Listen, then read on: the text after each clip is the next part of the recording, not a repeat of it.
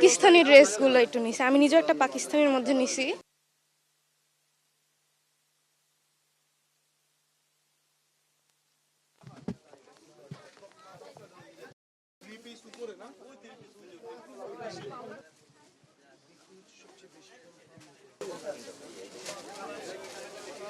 ঘুরলাম, পাকিস্তানি জামা দেখলাম, তারপরে সারারা, এইগুলো এখন পছন্দ মতো কিনবো। বাজারে মানে মোটামুটি যেরকম আগের মতো নেই, গতবারের মতো নেই এবার দামটা। আর কেনাকাটা করছি, নানার জন্য কেনাকাটা করছি, ভাইয়ের জন্য, আমার জন্য, এই তো পরিবারের সবার জন্যই মোটামুটি। দাম তো মোটামুটি ভালোই, আর আমার ছোট বোনের জন্য নিতে আসছি, আমারটা নিছি। এই তো এখানে একটা পছন্দ হয়েছে।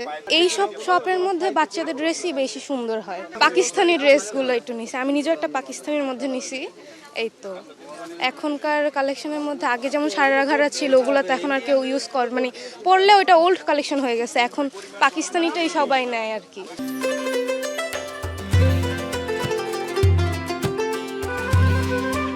আমাদের এই জায়গা আপনার কাস্টমারের চাপ অনেক বেশি, খারাপ না, মোটামুটি বেচা কিনাও ভালো।